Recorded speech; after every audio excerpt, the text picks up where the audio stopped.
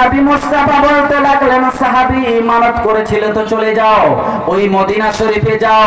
সাহাবী দু চোখের পানি ছেড়ে দিয়ে কাঁদে আর বলতে লাগলেন, নবী গো, ও গো দয়ার নবীজি, নারে তাকবীর।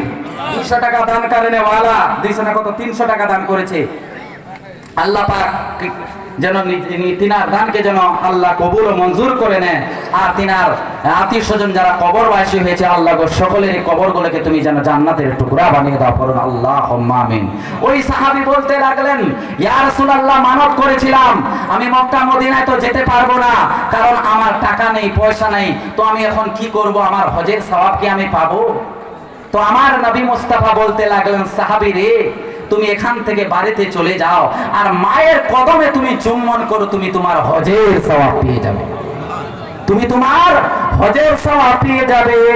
ওই সাহাবী দু চোখের পানি ছেড়ে দিয়ে শুধু কাঁদে আর কাঁদে, কেঁদে যায় আর বলতে থাকেন, নবী গো, ওগো মায়ার নবীজি, কষ্টের কথা কি বলবো, দুঃখের কথা কি বলবো।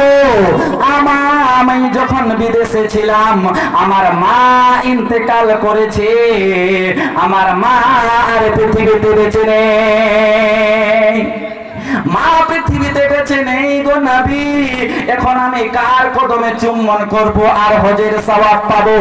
আমার নবী মুস্তাফা বলতে লাগলেন, সাহাবী রে, আরে 100 টাকা দান করেছে। আচ্ছা, সকলের জন্য লাস্টে দোয়া করে দিব প্রাণ করে। আর যদি কেউ দিতে চান তো খুশি মনে 10 টাকা 20 টাকা আপনারা দিতে পারেন, কারণ এই দান আপনার অন্ধকার কবরের সাথী হবে, অন্ধকার কবরের বাতি হবে। কারণ সময় তো অনেক হয়ে গেছে, এই ওয়াকিয়া বলে আমি সমাপ্ত করব। একবার মহাব্বতে বলুন তো সুবহানাল্লাহ। ওই সাহাবীকে আমার দয়ার নবী মুস্তাফা বলতে লাগলেন, সাহাবী রে, ও আমার সাহাবী, তোমার মা পৃথিবীতে বেঁচে নেই তো কি হয়েছে, একটা অফার আছে, অফার।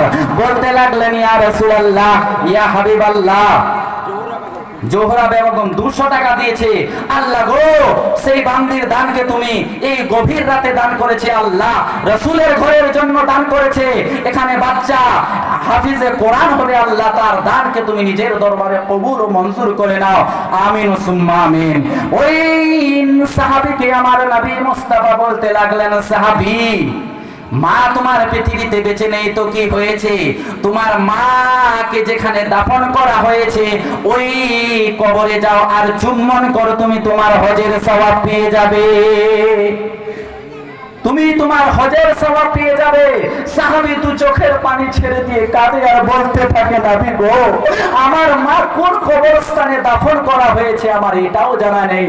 আমার নবী মুস্তাফা বলতে লাগলেন, আরো একটা অফার আছে, ও আমার সাহাবী, কোন কবরস্থানে যেতে হবে না, তোমার মায়ের কবর খুঁজতে হবে না, তুমি এখান থেকে নিজের বাড়িতে যাও, ঘরে যাওয়ার পরে দাঁড় টেনে দিবে, তোমার মায়ের কদম, তোমার মায়ের কবর মনে চুম্বন করবে, তুমি তোমার হজের সওয়াব পেয়ে যাবে।